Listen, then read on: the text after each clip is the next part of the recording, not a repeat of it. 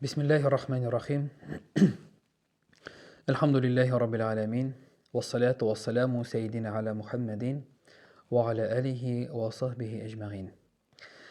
أما بعد hörmətli ғазиз müslüman din qardaşlar, Assalamu alaikum wa rahmatullahi ta'ala wa barakatuhu. Biz özümüzün şirattағы günahlarının turmuşqa təsiri degan yazmalarımızı davam etəbiz.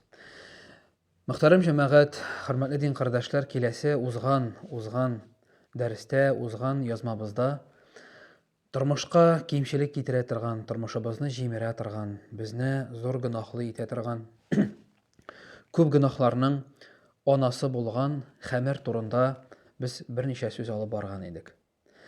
Xatırlasagız biz aytdık, Allah subhanahu wa ta'ala şuşu dünyanı kamil yurt etib bizning için yaratqan. Hem şuşu dünyada bəxtli etib ömür alıb barı üçün, bəxtli etib ömür yaşau üçün bütün şartlarını Allah subhanahu wa ta'ala bizge tudurğan.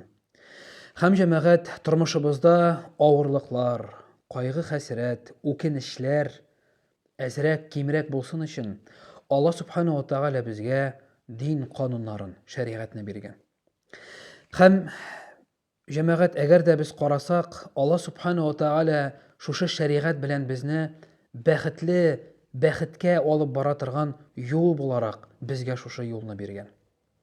Şuşu yönəlişini bergan deb aytsaq dürüsrək bular. Şuşu dünyada bəxt tizib, xeyirli matur, bərəkətli turmuş alıb barının tağın bir xeyirli yolu Allah Teala tarafından bizge verilgan. Ol cəmaət ailə tüzüb yaşau.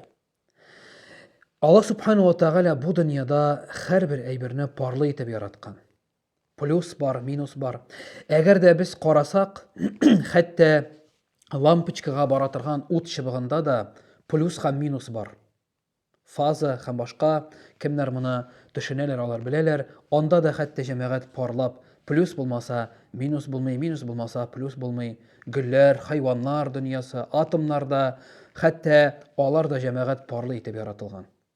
Şuna görə Ədəm balasının da indi kamil şuşa dünyada en üstün can iyesi bularak Allah subhanahu wa ta'ala ona şuşa lezzetlerinin, nimetin bütün can iyesinden ayırmalı bularak tağın da zora ol gaylə hem nikah bəxtin nasip etken, alarga kanun bularak şuşa yoluna yönəlişini görsətken. Cəmaət, şuşa gaylə ol Allah subhanahu wa ta'ala tarafından verilgen bəxt dedik. Bir gaylə tüzüb Yana yaşayış barlıqqa kele. Balalar tuğa, gayleler tuğa, yurtlar salına. Gümümən dünya nəsil şunun bilən, şuşu kanun bilən, şuşu yönəliş bilən devam etə. Nikah oqıb gaylə qırular bilən.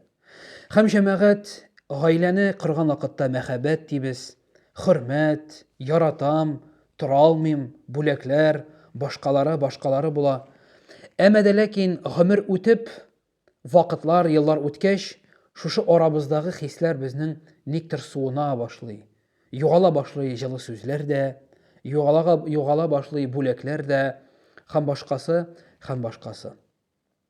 Cəmaət, Peyğəmbərimiz sallallahu aleyhi və səlləm aytə bizgə. Allah subhanahu wa ta'ala hər yana xeyirli bolğan işinin başında güç birə. İş bolsun ol, gaylə bolsun ol, başqa türlü bir iqtisadi səvdə işi bolsun, hər bir xeyirli yana işinin başında Allah subhanahu wa ta'ala güç birə. Şuluq dingə kelu bolsun, imanның nıqlığı, ixlaslılığının zorluğu, şuluq cəmaət gaylədədir. Allah subhanahu wa ta'ala gaylənin başında, gaylənin turmuşunun barışında yigit bilən qızğa şuşu məhəbbət hisin bergen. Yaratu, tartulu kişin bergen, hürmət hisin bergen. Nindidir tartulu kişin bergen. Benim aytasım kele mənə bu his qayda tuğa? Yürekdəmi, öpkədəmi, bavurdamı, aqıldamı? Qaydan alabız? Neşik barlıqqa kele ol? Allah subhanahu wa ta'ala Qur'an-ı Kerimdə aytə, bilən xatının arasına məhəbbət saldıq. Rəhim hem şəfqətdir. Şuna görə rəhim şəfqətsiz bulmay məhəbbət. Məhəbbət rəhim şəfqətsiz bulmağan kibik. Şuna görə müxtərəm cəmaət, gaylənin başında bolğan hislərini, yaratunu сакларга, алга таба тырышырга кирәк. Аллаһ Тәгалә гаиләнең башында ук, тормышның башында күрсәтте, менә ничек сез бер-берегезгә якын, мин сезне тоташтырдым, таныштырдым, очраштырдым, сезгә бирдем шушы хисне, мөмкинлекне, хәзер инде алга таба сез тырышып, шушы гаиләгез юлында хезмәт итегез дип Аллаһ Субханаһу Тәгалә безгә алга таба үзебезгә тырышырга куя. Менә җәмәгать шушы бәхетне җимерә торган, күз яшьләре агыза торган, үкендерә торган, ялгыз калдыра торган, балаларны кай вакытта ятим калдыра торган бер шир, бер гөнаһ бар. Ул да булса җәмәгать зина. Зина ул хәләл булмаган, ягъни никахсыз җинси мөнәсәбәткә керү. Зина никахсыз җинси мөнәсәбәткә керү. Аллаһ Субханаһу ва Тәгалә Коръәни Кәримдә әйтә: "Ла тaqrabu зина." Зинага якын да бармагыз ди. Ягъни зинага карамагыз, якын да бармагыз дигән сүз зинага алып бара торган юлларга керә күрмәгез. Менә җәмәгать Аллаһ Субханаһу ва Тәгалә Коръәни Кәримнең бер аятләрендә әйтә: "Иманлы ирләр һәм хатыннар, үзегезнең күзләрегезне харамнан, кирәкмәгән әйберләрдән төшерегез, үзегезнең җинси әгъзаларыгызны зинадан саклагыз, сезнең өчен шулай чистарак һәм хәерлерәк булыр" ди. Ни өчен Аллаһ Тәгалә шушы аятта күз карашын зина белән бәйләгән? Чөнки җәмәгать 80% безнең мәгълүмат күзләребез аша керә. Калган 20% борын, колак, тотып карау һәм башка. Күзләр 80% мәгълүмат. Иң башта, иң әүвәл адәм баласы күзләре белән караган вакытта шушы алган мәгълүмат, күзләре белән алган мәгълүматны аның башына килә, баш миенә килә информация, мәгълүмат, картина, ул уй булып, фикер булып барлыкка килә һәм шушы уй фикергә ничек ирешергә дигән максат барлыкка килә. Иң беренче күз карашы, аннары башта туган уй фикер, аннары шушыны ничек тормышка ашарга дигән максат. Шуңа күрә мөхтәрәм җәмәгать, без үзебезнең әгъзаларыбызны, күзләребезне иң әүвәл харамнан, тыелган әйбердән караудан сакларга тиеш. Бит зина, ул син зина кылучы.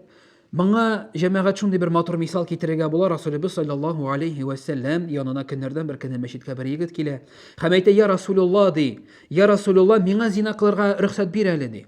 Расулыбыз саллаллаху алейхи ва саллям әйтә: "Бу аңлый, бу рухи авыру кеше. Авыруның бар физиологик авыру, бар рухи авыру. Рухи авыру тагын да куркынычрак булырга мөмкин."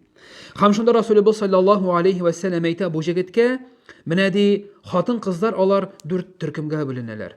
Ул кемнең дә булса кызы, кемнең дә булса хатыны, апасы я сеңлесе. Әйт әле, синең әниең бармы?" "Бар." "Менә синең әниең белән зина кылуларын син теләр идеңме?" "Юк, я Расулулла." "Ә синең сеңлең яисә апаең белән зина кылуларын теләр идеңме?" "Юк, я Расулулла." "Ләкин син бит кемнеңдер кызы, хатыны, апасы я сеңлесе белән зина кылмакчы буласың. Үзең үзеңнең туганнарың, якыннарың белән моны эшләүне теләмисең. Ник уйламыйсың һәм фикерләмисең" дип Пәйгамбәр саллаллаху алейхи ва саллям аның йөрәгенә иман ырлыгы сала.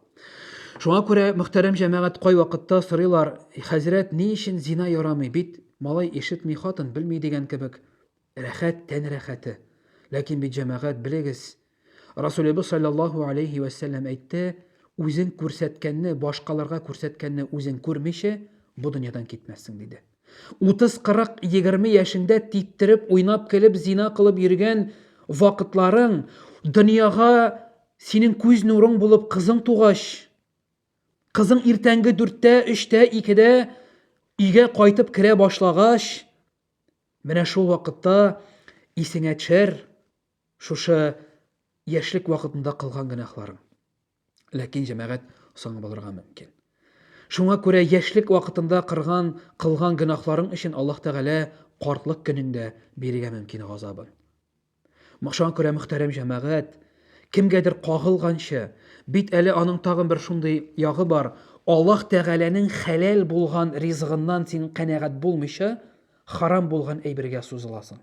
Аллаһ Тәгалә сиңа сөюче йөрәк, күрүче күз, хатыннарыңның, балаларыңның сүзләрен ишетүче колак бирде, син шуңа канәгать булмыйча, башка сиңа харам булган әйбергә кул сузасың, ирме син, хатынмы син, мөһим түгел, зина турында сүз алып барабыз. Син Аллаһның тәкъдиреннән хәләл булган ризыгыннан канәгать булмыйча харамга үрелдең.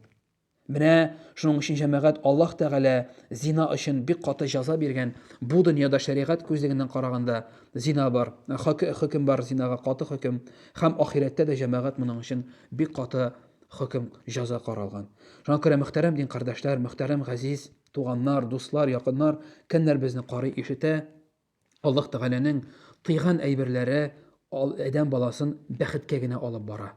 Кушкан әйберләре дә шулай ук Аллаһ Тәгаләнең ризалыгын алуга бер юнәлеш юл булып тора. Мөхтәрәм газиз дин кардәшләр, Аллаһ Тәгаләнең шушы тыйган әмерләреннән, тыйган тыюларыннан, гөнаһлы эшләреннән без тыелсак иде. Зиналардан, хәмерләрдән тыелып, үзебезнең дөньябызны, хәятебезне, тормышыбызны чистартсак иде, яктыртсак иде.